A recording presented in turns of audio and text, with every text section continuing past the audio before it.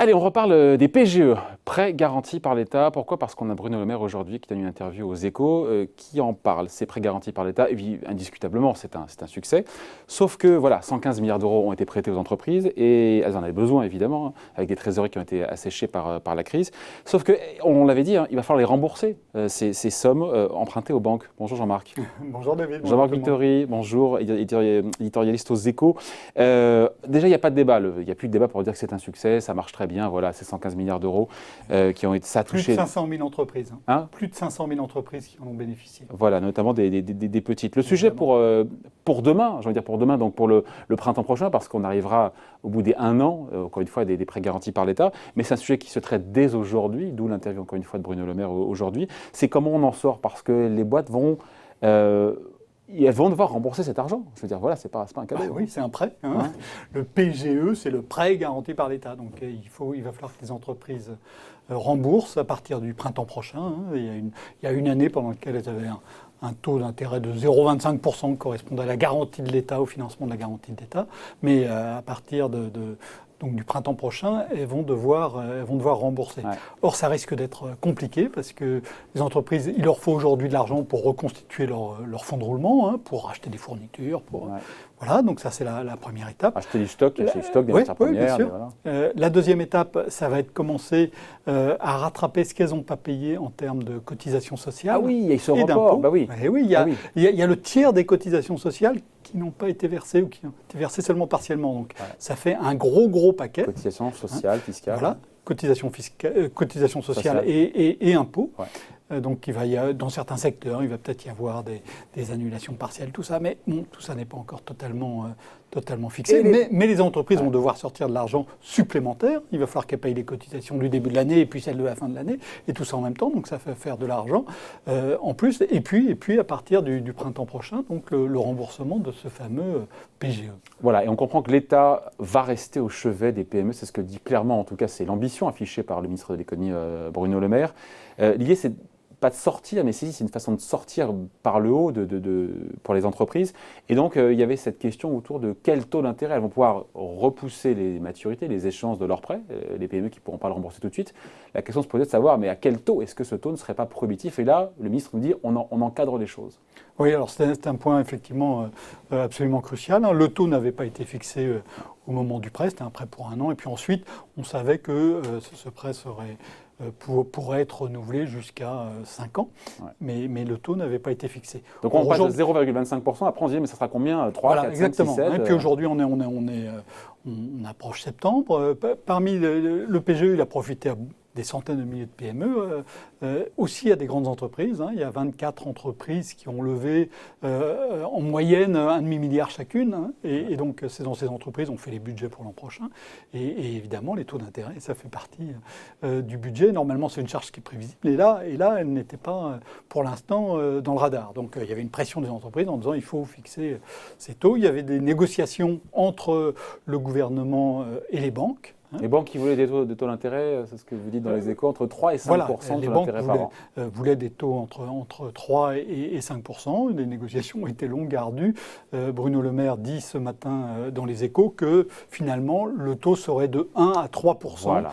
1% au début et pour les entreprises qui veulent emprunter sur longue période, hein, comme toujours en technique financière, hein, les taux longs sont plus élevés que les taux courts. Donc les entreprises qui veulent rembourser sur 5 ans paieraient un taux allant jusqu'à 3%. C'est relativement raisonnable. C'est donc satisfaisant. On se dit que ce plan entre guillemets de sortie du PGE ou de prolongation du PGE, il est bien calibré au final? C'est apparemment bien calibré. Pour les banques, alors les banques voulaient plus, évidemment, c'est normal, mais elles ne portent qu'une partie du risque, hein, puisque la garantie de l'État persiste. Elle porte 10% du risque sur le crédit, c'est ça?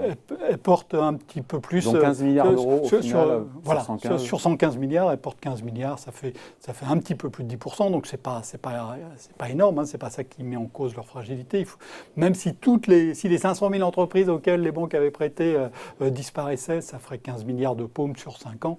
Ça n'est pas absolument dramatique, d'autant plus qu'on sait bien que toutes ces entreprises ne vont pas disparaître. Parmi les grandes entreprises, il y en a certaines qui ont emprunté prêté parce qu'elles étaient dans une situation délicate. C'est le cas par exemple d'Air France, mais il y en a d'autres qui ont profité, qui se sont dit je me fais une poche de sécurité au cas où. Petite poire pour la soif. Voilà, au cas où, on ne sait jamais, et qui vont rembourser au bout d'un an sans la moindre difficulté. Donc voilà, les banques ne portent pas un risque absolument colossal là-dessus. Donc voilà, le système paraît assez bien monté, surtout qu'il y a une étape derrière qui est importante, c'est qu'on sait d'ores et déjà qu'il y a beaucoup d'entreprises qui vont être en difficulté au moment de ce remboursement, vous l'avez dit. Et donc là, il y a une autre possibilité qui se met en place et qui était dans l'air depuis plusieurs semaines. Les prêts Bruno Le Maire, participatifs. Voilà, il va falloir expliquer parce que je pense qu'on va larguer beaucoup de monde. Alors, donc c'est quelque chose qui était qu'on évoquait depuis plusieurs semaines et là Bruno Le Maire précise un peu le projet. C'est effectivement, il s'agit de prêts participatifs.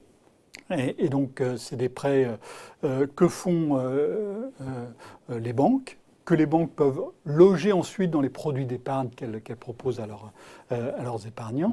Ouais. Et ces prêts, leur remboursement dépend de la santé de l'entreprise. C'est-à-dire, si l'entreprise ne va vraiment pas, on ne va pas la forcer. Il n'y a plus d'intérêt, il n'y a plus de charge d'intérêt. Elle pourra ne pas rembourser. Si l'entreprise ne va vraiment pas, elle pourra ne pas rembourser. Si elle va, si l'entreprise repart, si elle a une activité normale, elle remboursera. Donc, ce n'est pas vraiment de la dette, parce que la dette, quand vous vous empruntez, vous devez rembourser quoi qu'il se passe. Ouais. Ce n'est pas de l'equity, ce n'est pas une action, ce n'est pas une participation à l'entreprise et à ses processus de cession. Mais il faut le rembourser, ce prêt. Oui, il faut le rembourser, mais le remboursement est contingent à la situation économique. Donc, prêt, c'est un prêt qui ressemble à une participation.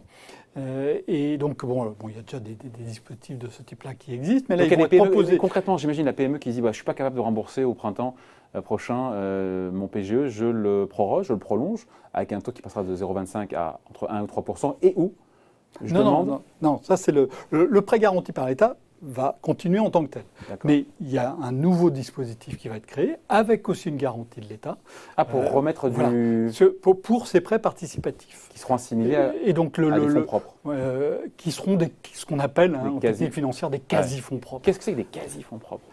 Donc les entreprises, ça ne rentre pas dans le capital de l'entreprise, mais c'est quelque chose sur lequel elles peuvent compter qui est solide. Donc ça restaure un peu leur situation financière. Ça pourra permettre aux entreprises qui ont uniquement un problème de liquidité, pas un problème de solvabilité, les entreprises qui manquent d'argent mais qui pourront repartir si on assure la continuité de leur financement. Mais on peut cumuler les deux dispositifs?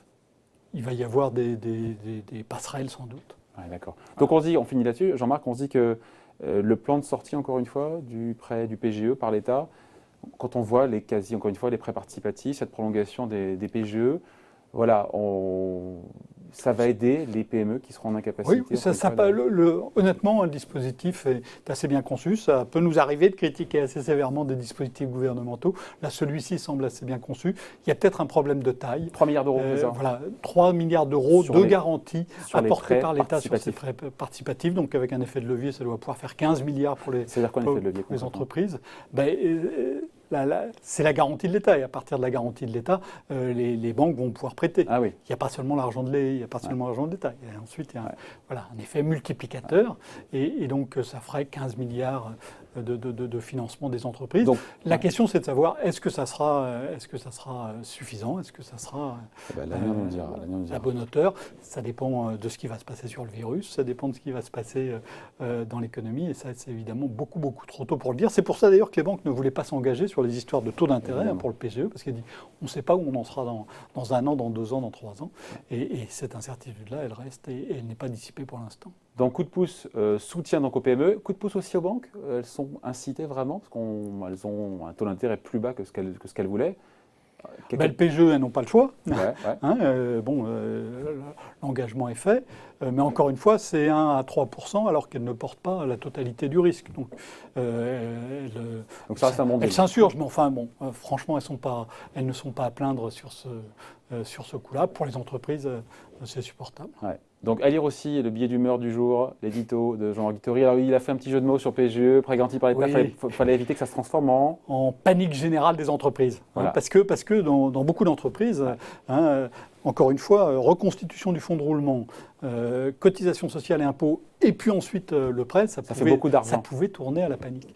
Et là, apparemment, le dispositif semble assez bien calé pour ça, même s'il faudra sans doute le revoir au fur et à mesure que l'activité économique se déroulera d'une certaine manière ou d'une autre dans les prochains mois. À l'édito de Jean-Marc à lire évidemment aujourd'hui dans les Échos et également l'interview du ministre de l'économie, Bruno Le Maire, qui sera avec nous au MEDEF dans 2 jours. Merci beaucoup Jean-Marc, bonne journée.